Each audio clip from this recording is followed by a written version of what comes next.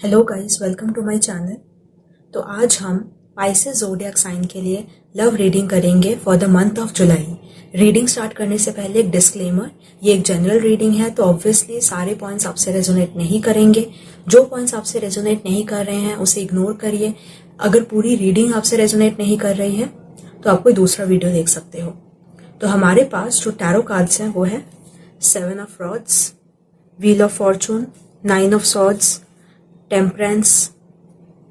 Oracle cards हैं हमारे पास comparison, innocence, master, mending, exchanging gifts, not for you. तो जो लोग ऑलरेडी रिलेशनशिप में हैं, आई फील कि आपके पर्सन के साथ आपके कुछ आर्ग्यूमेंट्स हो सकते हैं। मे बी आप उन्हें कुछ समझाने की कोशिश कर रहे हो, मे बी उनके कुछ फॉल्स हैं, या आप वो अच्छी तरह से मे बी इस रिलेशनशिप में इन्वॉल्वमेंट शो नहीं कर रहे हैं, या आपको आपके जो नीड्स हैं उसे फुलफिल नहीं कर रहे हैं, उस नीड्स को मीट नहीं कर रहे हैं। तो मे बी आप उन्हें समझाने की कोशिश कर सकते हो, आप उन्हें बोलने की कोशिश कर सकते हो कि आपको ये सारी चीज़ें चाहिए रिलेशनशिप में। बट हो सकता है कि वो थोड़े डिफेंसिव हो जाएं। मे बी अगर आप उन्हें समझाने की कोशिश करो तो वो बहुत अपने ईगो पे ले लें उस बात को, एंड इसलिए आप दोनों के बीच में मे बी आर्ग्यूमेंट स्टार्ट हो जाए, क्योंकि वो समझ नहीं रहे हैं कि आपको क्या चाहिए रिलेशनशिप में। या अगर आप उन्हें समझाने की कोशिश कर रहे हो तो वो बहुत ज़्यादा ईगो पे ले रहे हैं बात को, एंड इसी की वजह से आप दोनों के रिलेशनशिप में काफ़ी प्रॉब्लम्स आ सकती हैं। आर्ग्यूमेंट्स तो डेफिनेटली हो सकते हैं, एंड आप बहुत ज़्यादा वरिड हो सकते हो, आपको बहुत ज़्यादा एंग्जाइटी हो सकती है कि रिलेशनशिप फ्यूचर में कैसा होगा आप दोनों का, या इस रिलेशनशिप का क्या होने वाला है। एंड इसी वजह से आपको मे बी बहुत ज़्यादा रात को आप सो ना पाओ, आपको बहुत ज़्यादा टेंशन हो रही हो रिलेशनशिप के बारे में, बहुत ज़्यादा अनसर्टेन लग रहा है फ्यूचर आपको, एंड बिल्कुल भी इस रिलेशनशिप में वो बैलेंस नहीं है। बहुत ज़्यादा इम्बैलेंस है इस रिलेशनशिप में, बहुत ज़्यादा ईगो है रिलेशनशिप में, एग्रेशन है, एंड इसी वजह से रिलेशनशिप में कुछ प्रॉब्लम्स हो सकती हैं।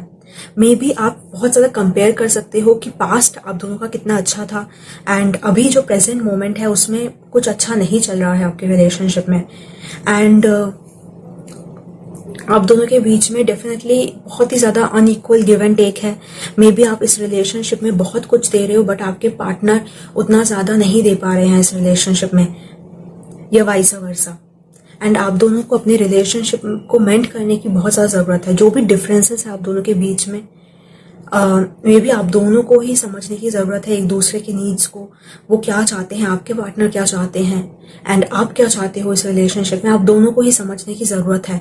इसकी वजह से आप दोनों का रिलेशनशिप जो होगा बहुत ज़्यादा बेटर हो पाएगा अगर आप इन सारी चीज़ों को समझ पाओ, तो अगर आपके पार्टनर समझ पाए तो। एंड मे बी आपको जुलाई में बार बार हो सकता है ये भी लग रहा होगा कि ये रिलेशनशिप आपके लिए नहीं है, या आप इस रिलेशनशिप में खुश नहीं हो। मे बी आप बहुत ज़्यादा पास्ट के बारे में आप सोच रहे हो कि पास्ट में आप दोनों का रिलेशनशिप जो था बहुत ज़्यादा अच्छा था, आपके पार्टनर बहुत ज़्यादा रेसिप्रोकेट करते थे, बहुत रिलेशनशिप में टाइम देते थे, एंड आप बहुत ज़्यादा डिफीटेड फील कर सकते हो। आप बहुत ज़्यादा गिव अप आपको करने का मन करे जुलाई मंथ में।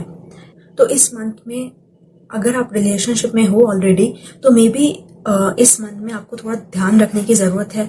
आप दोनों ही एक दूसरे को समझने की कोशिश करोगे तो आप दोनों के लिए बहुत बेटर होगा, इस रिलेशनशिप के लिए बेटर होगा। जो भी डिफरेंसेस हैं उसे मेंट करने की कोशिश करोगे तो बहुत ज़्यादा हेल्पफुल होगा आपके लिए। एंड अगर आप दोनों ही इक्वल गिव एंड टेक कर पाओ इस रिलेशनशिप में, अगर आपके पर्सन को स्पेस चाहिए अपना, तो मे बी जुलाई मंथ में उन्हें स्पेस देने की आप कोशिश करिए।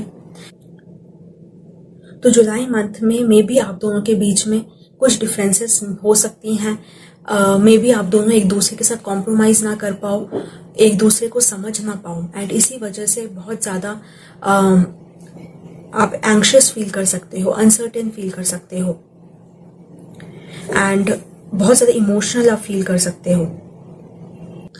एंड जिन लोगों का ब्रेकअप हो चुका है ऑलरेडी, तो आई फील कि आपके पर्सन या तो थर्ड पार्टी में इन्वॉल्व है या वो आपको समझ नहीं पा रहे हैं। अगर आप कुछ चाहते हो इस रिलेशनशिप में, अगर आप रिकंसिलिएशन चाहते हो या आप दोनों के बीच में जो भी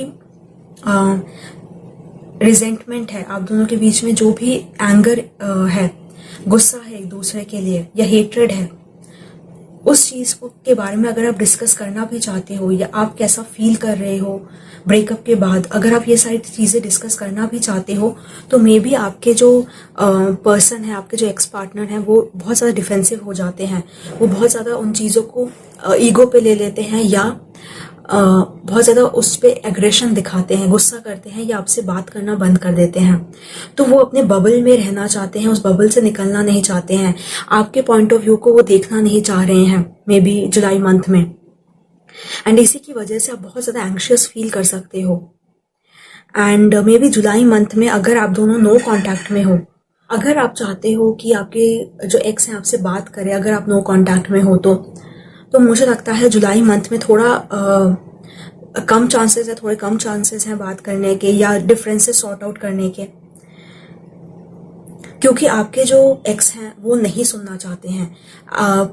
ये ओपन कम्युनिकेशन आप दोनों के बीच में नहीं कर सकेंगे। वो बहुत ज़्यादा ईगो पे बात ले लेंगे एंड छोटी छोटी बातों पे वो गुस्सा करेंगे या आपसे बात करना बंद कर देंगे, आपको साइलेंट ट्रीटमेंट देंगे। तो इन चीज़ों की वजह से आप बहुत ज़्यादा एंग्शियस फील कर सकते हो, आप बहुत टेंशन लोगे एंड बहुत ज़्यादा ईगो होगा। मे बी आपके पर्सन जो है बहुत ज़्यादा अपना ईगो दिखाएंगे जुलाई मंथ में एंड आप दोनों के रिलेशनशिप में, ये रिलेशनशिप को मेंट करना बहुत डिफिकल्ट हो जाएगा आपके लिए, क्योंकि आप अकेले इस रिलेशनशिप में कितना देते रहोगे। आपने ऑलरेडी बहुत दे दिया है इस रिलेशनशिप को, आपने ऑलरेडी बहुत मेहनत कर लिया है, बहुत बार मे बी आपने ट्राई भी किया हो रिकंसाइल करने का, बट कोई सल्यूशन नहीं मिल रहा है। आपको पता नहीं चल रहा है कि आप अपनी बात को कैसे रखोगे उनके सामने, कैसे करके उन्हें एक्सप्लेन करोगे कि आपकी लाइफ में क्या प्रॉब्लम्स है, आप कितना लोनली फील कर रहे हो या आप कितना अपसेट हो इस ब्रेकअप के बाद। तो इन चीज़ों को कंसिडर करना आपके एक्स के लिए बहुत डिफिकल्ट होगा जुलाई मंथ में एंड मे बी इसी वजह से आप बहुत ज़्यादा पावरलेस फील कर सकते हो, क्योंकि आपको लगेगा कि आपके एक्स आपका पॉइंट ऑफ व्यू नहीं देख पा रहे हैं। आप बहुत ज़्यादा डिफीटेड फील करोगे। अगर आप थर्ड पार्टी में हो तो मे बी आप बहुत ज़्यादा कंपेयर करोगे खुद को उनके करंट पार्टनर के साथ। आप बहुत ज़्यादा कंपैरिजन आपके दिमाग में चलता रहेगा एंड इसी वजह से भी मे बी आप बहुत ज़्यादा एंग्शियस फील कर रहे हो कि वो कब उस पार्टनर को लीव करेंगे, कब आपके पास आएंगे, कब आप दोनों का रिकंसिलिएशन होगा। मे बी आप पास्ट को भी कंपेयर कर सकते हो, क्योंकि पास्ट में आप दोनों का रिलेशनशिप बहुत ज़्यादा पॉजिटिव था, बहुत ज़्यादा आप दोनों खुश थे। मे बी आप नेगेटिव पॉइंट्स को ना देख पाओ, जो भी अगर आपके रिलेशनशिप में कुछ प्रॉब्लम्स थी तो आप उन्हें उस पर फोकस आप नहीं करोगे। आपका ज़्यादा फोकस पॉजिटिव चीज़ों पे रहेगा कि आप दोनों का रिलेशनशिप बहुत पॉजिटिव था।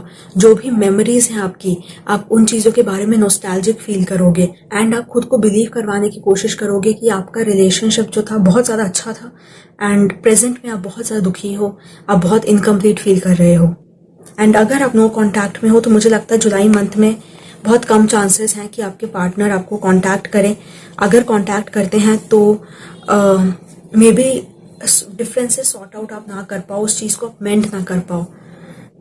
एंड अगर आप कांटेक्ट में हो अपने एक्स के साथ एंड आप रिकंसिलिएशन भी चाहते हो तो मुझे लगता है आपको अपने जो डिफरेंसेस हैं उन्हें सॉर्ट आउट करने की ज़रूरत है, उन चीज़ों पे काम करने की ज़रूरत है कि आपकी प्रॉब्लम्स आई कहाँ से थी, प्रॉब्लम्स अराइज कहाँ से हुई थी, या आप दोनों की रिलेशनशिप में क्या प्रॉब्लम्स थी एंड क्यों आप दोनों का ब्रेकअप हुआ है। तो अगर आपसे ये रीडिंग रेजोनेट हुई तो प्लीज़ कमेंट करके बताइए, लाइक करिए, शेयर करिए, सब्सक्राइब करिए मेरे चैनल को।